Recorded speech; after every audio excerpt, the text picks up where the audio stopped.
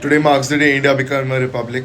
It's a day that's filled with pride, flags, memories of who we are. We look back at history and remember who built this country, and we recognize how rare and valuable it is to be born into a democratic republic. But history, if we only remember it and we don't try to understand it, becomes tokenism. And it slowly turns into ritual. And this ritual, without any form of reflection, becomes hollow. When that happens, something as meaningful as a Republic Day would risk becoming just symbolic, something that we perform. It's not something that we can live.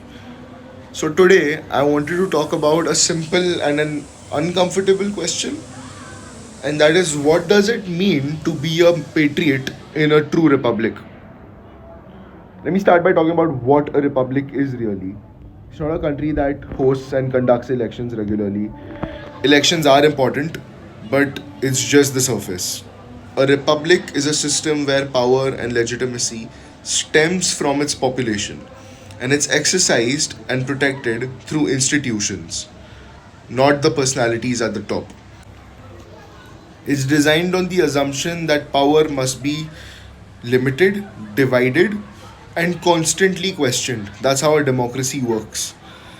A true republic does not survive because its leaders are good. It survives because the institutions are strong enough to withstand the bad ones as well. And that's why we have courts. That's why legislatures sit and debate. That's why you have a press asking questions. And that is why power is decentralized. A republic is built not on trust in individuals, but on caution about the properties and the promises of power as well. Let's talk about the constitution for a little bit. The Indian constitution in no form promises perfection to us. It just performs the job of promising something a little more honest.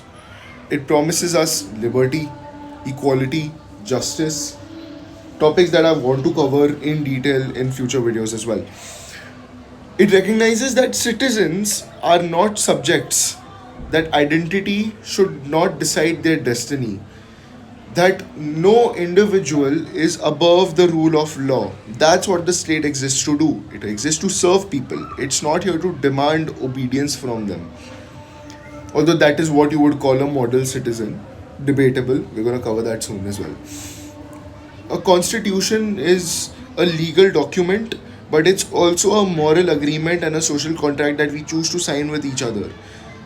So, disagreement on the Constitution of India is not a threat to democracy, it's just a sign that says that diversity is not weakness and power must always have to justify itself to its people on whom it's being exercised.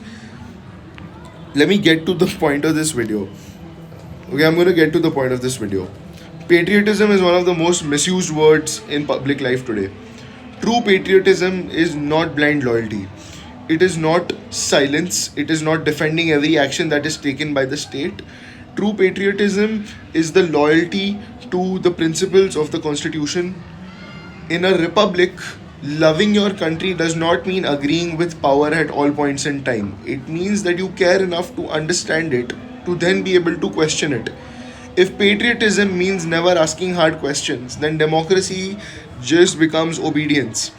And obedience without any form of thought is not citizenship. Now, you can argue that the democracy and the constitution all have good intentions. Good intentions are easy to claim, institutions are what is hard to build. History has shown us again and again that even when well intentioned power can cause harm if it is unchecked. Institutions matter because they stand between you, the people, and the power. You have a court to protect us from arbitrary decisions. You have a legislature that slows down the authority by first debating and discussing. You have a free press that tries to understand what power wants. A free press comes together to explain how power works. Independent bodies help to prevent that power capture. Local governments bring democracy even closer to people on the grassroots. So, when institutions begin to weaken, us as citizens begin to lose protection. But when institutions begin to hold their ground, your democracy has a chance to breathe. A republic does not fear institutions. A republic depends on these institutions. And that's what political literacy actually stands for at the end of the day. It is not memorizing slogans, it is not knowing which slogan to sing when or what symbol to display where. It's about understanding how decisions are made, how trade offs in policies work, who benefits and who bears the cost.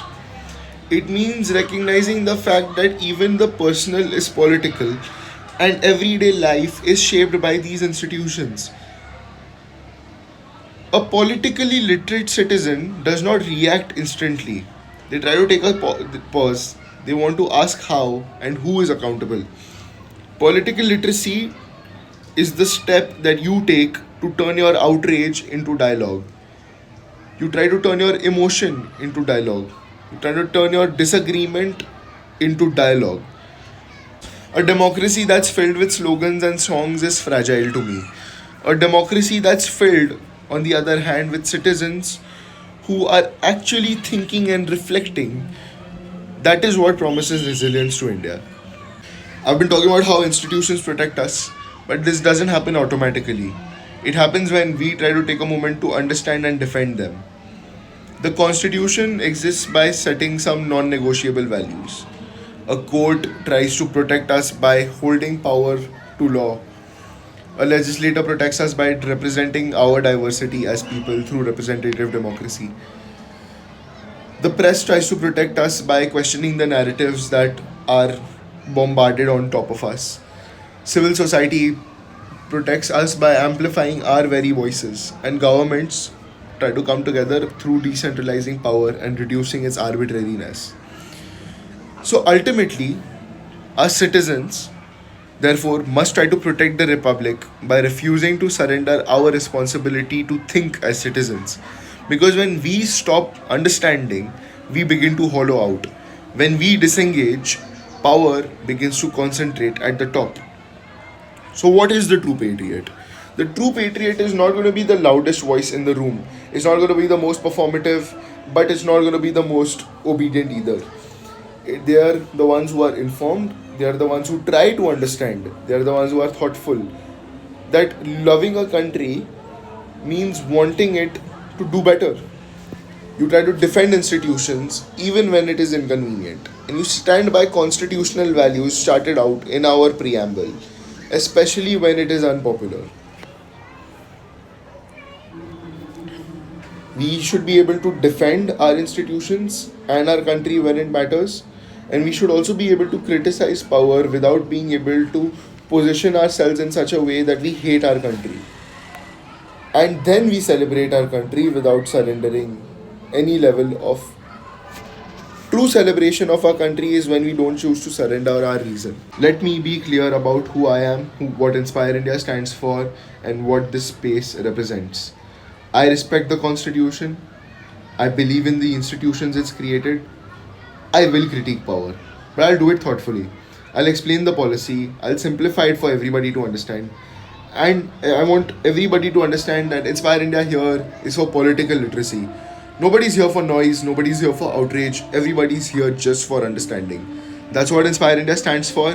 We're here to build political literacy, we're here to encourage dialogue, and we're here to help people understand how power really works in a republic. A republic is not sustained by flags, it's sustained by citizens who try to understand what those flags stand for. So, this Republic Day, the most patriotic act is not just to shout louder, is to think deeper. And because the patriot is not the one who never questions, it's the one who cares enough to understand. Jai Hind.